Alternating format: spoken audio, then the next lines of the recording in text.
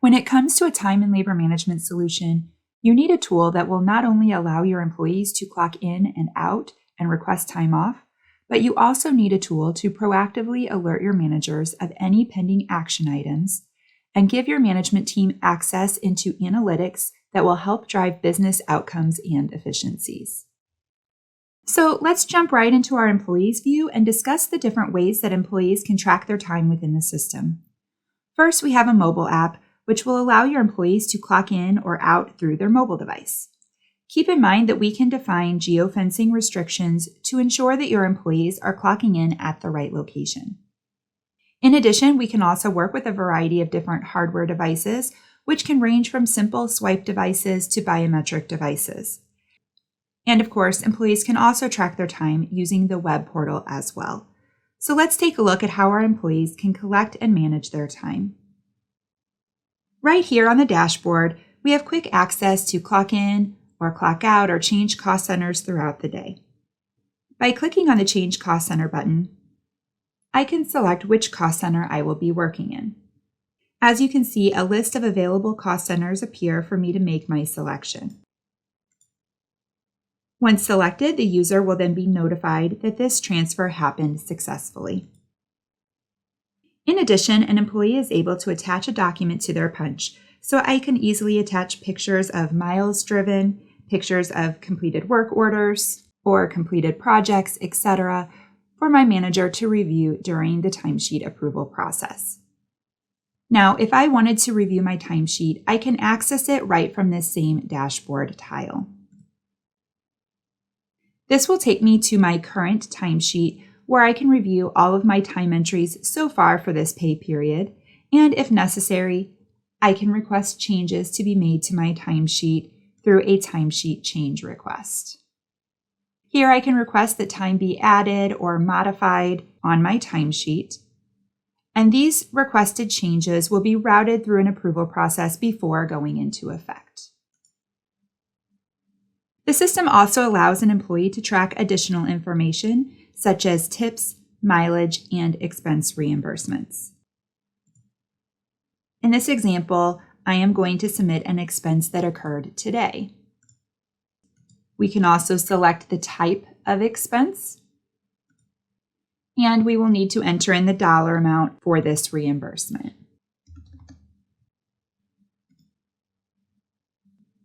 Now, in addition to simply tracking expenses, I can also upload a copy of my receipt for my manager to review as part of the timesheet approval process. Once approved, this extra pay will flow over into payroll.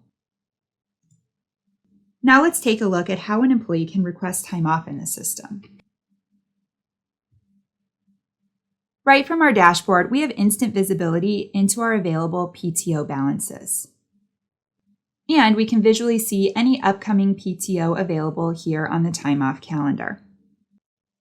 Within this tile, we have a quick link available that will allow us to easily access the time off request tool.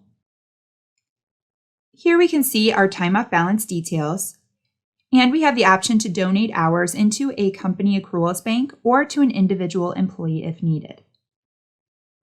We can also initiate a time off request right from this screen. Now, before we begin this request, keep in mind that we can establish rules which could require an employee to have enough time accrued to accommodate this upcoming time off request. Here we have a calendar highlighting our current scheduled days and any upcoming PTO. This insight really helps employees as they are managing their time off. So to start our PTO request, we would simply need to select a day right here from this calendar. Now keep in mind that there is an optimized rules engine in place, allowing you to set rules around how your employees can take their vacation. For example, you could establish rules around blackout periods, or maybe to only allow a certain number of employees to be out on a given day. And if there is a violation against the PTO policy, then the system will create an error to identify that restriction. So in this case, the day I chose was highlighted as a restricted day, and I can toggle to the team view for additional information. Using the team calendar, I can see the other employees who will be out on this particular day, and I can decide how I want to proceed with my request. Now, to start this request, we would need to identify if this is going to be a full day, partial day, or multiple day event. And finally, you may also enter a comment for this request if needed. Now, if you put in a time off request on a day that is not available, you will receive a warning message. In this case, I will submit the request anyway, so we can see what the manager approval process will look like. Once the request has been submitted, a notification will alert the manager that the time off request is now ready for their review. Now let's take a look at how our managers can utilize the system to help manage their workload. When our manager logs in, he has everything that he needs in order to better manage his employees right at his fingertips. So here from his dashboard, he can easily manage all of his day-to-day tasks. And keep in mind that any to-do item will trigger an email notification to the manager, prompting them to take action. Here on the dashboard, we can see the time off request that we submitted for our employee is displaying as a task under the time off awaiting my approval window. Now remember, we can set rules around your time off policies, so by the time it reaches the manager's desk, it should be an easy approval. That said, maybe we want to check out the time off calendar first. Here we have our time off calendar that is currently being filtered for the current month. You also have the option to view this calendar on a weekly or an annual basis as well. Now, each type of time off is color-coded for better visibility, and any pending requests will be identified here on the calendar as well. So right from the calendar, we can see if there are any other employees who are out on this particular day, and we can determine if we want to approve this request. So as you can see, due to our time off policy, there is a reminder that there are no slots available. So in this case, we will use our discretion to approve this request. Now keep in mind, you can set up multiple levels of approval based upon your business needs. And once this has been approved, a notification will go back to the employee, letting them know the status of their request, and the time off can then be exported to their calendar. Now we can move forward with approving the timesheets. Again, right from our dashboard, we have a tile that is showing us all of the timesheets that are awaiting our approval. The manager can approve these timesheets all at once or on an individual basis.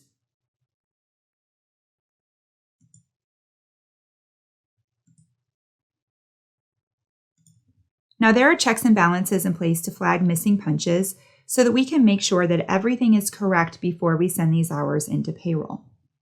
So in this example, we can see that our employee has an incomplete time entry. So let's skip this timesheet and approve the rest. Now I can drill down into this timesheet to make the correction. And I can easily locate the missing punch as it is highlighted right here on the timesheet. It appears that the employee did not clock out at the end of the day, so let's correct this punch.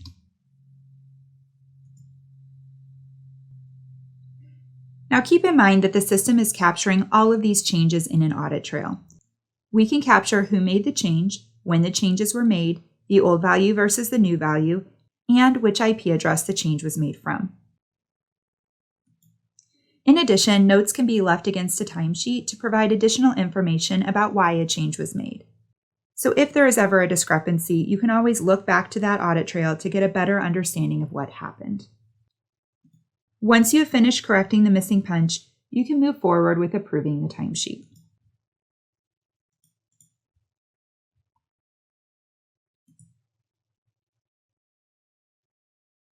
And once all of the timesheets have been approved, then they will be ready for payroll processing. Now, our managers are looking for a tool that will give them visual insights into their team's operations, allowing them to view key metrics, analyze trends, and prompt them to take action when needed. So managers can create these custom dashboard reports to give them that much needed insight as to what is going on within their department. So while we're here on the team dashboard, Let's take a look at some analytics that I've created just to take a deeper dive into the attendance issues across my team. Now keep in mind that these tiles are customizable and you can determine what types of metrics you would like to display here. Because attendance is so important when it comes to managing your team, you can use the attendance board to see who's in and out of the office at any given point throughout the day. On this dashboard, you can also flag any missing punches, absences, or other attendance concerns. These attendance issues will trigger an email notification to management so they are aware and they can take any necessary action.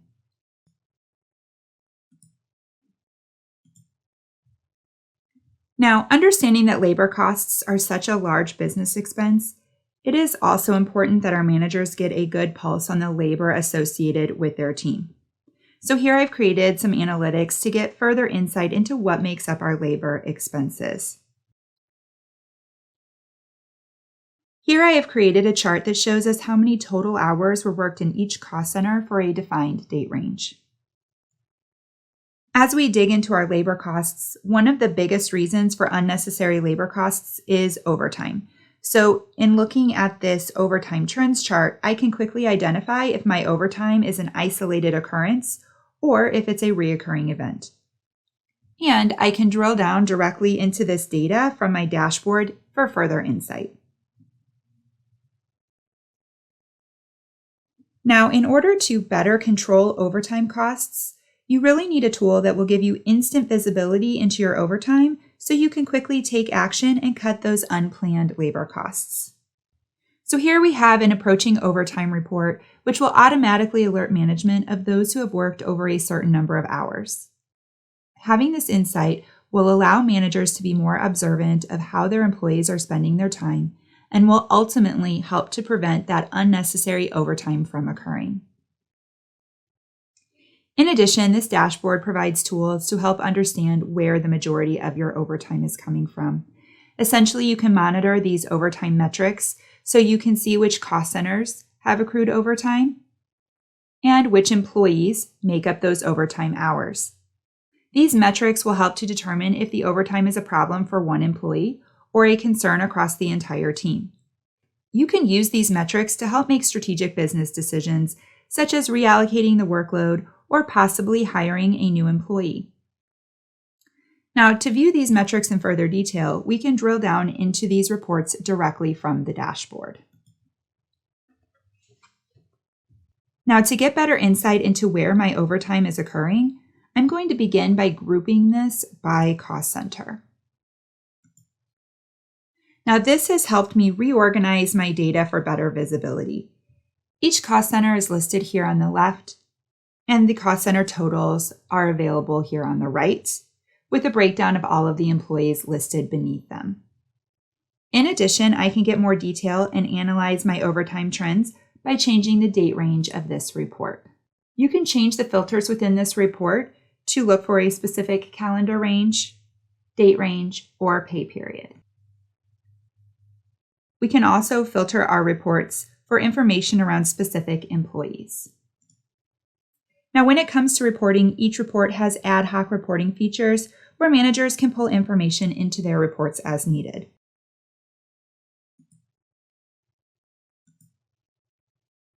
The current columns displayed within your report are listed here on the right, and on the left is a list of all of the available reportable columns.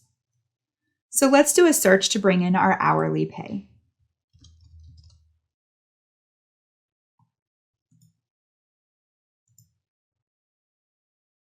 Using the up and down arrows, we can decide where we want to display this column within our report. And when we're happy with the placement, we can apply these changes. Now we can see the hourly pay column has been added into our report. And once you've configured your report to your liking, you can then save those settings. When saving your reports, you have the opportunity to share this report with other managers across your organization. You can also export this report. So let's take a quick look at our export formats. As you can see, you can export these reports into one of the standard export settings that are listed here. You can also choose to have this report delivered right to your inbox for easy access. Managers can also create charts and visualizations based upon the metrics collected in this report to get further insight, as you can see here at the bottom of the screen. In addition, we have a guided analysis tool that will help assist in the analysis of your data. As you can see, when using this tool, you are able to easily pull metrics to get better insights into your overtime across different cost centers or managers. You can also get a breakdown of how work time is being distributed by demographic, etc. So let's take a look at an example. First, we need to choose the cost center that we are going to be evaluating.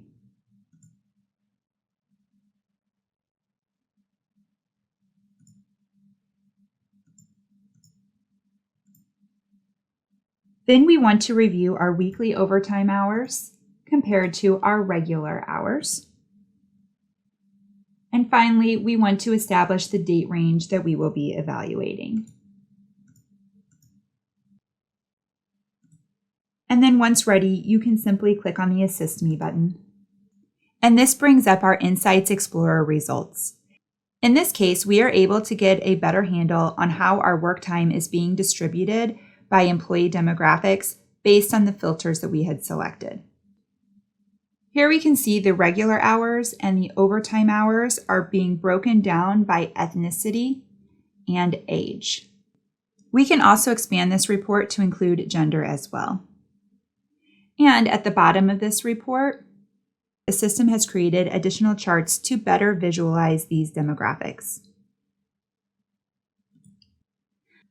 I hope you were able to see that when it comes to managing your workforce, this solution will allow you to get the insights you need by providing the right tools to help you better manage your team, control your labor costs, and allow you to make more strategic business decisions.